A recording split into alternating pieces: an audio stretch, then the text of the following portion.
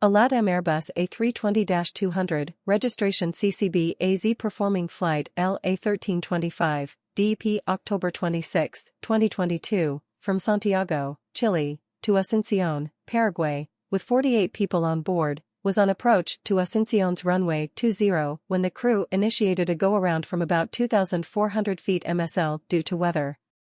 The aircraft diverted to Foz do Iguaçu, PR, Brazil, for a safe landing on runway 33 about 40 minutes after the go-around. The aircraft remained on the ground in Foz do Iguaçu for about 320 hours, then departed runway 15 to Asunción again. On approach to Asunción's runway 20, the aircraft flew through a thunderstorm and received damage to its radome but continued for a landing on Asunción's runway 20 about 5 hours after the go-around. There were no injuries. The airline reported the aircraft encountered severe weather on its flight path and performed an emergency landing in Asunción. Passengers and crew disembarked in good condition.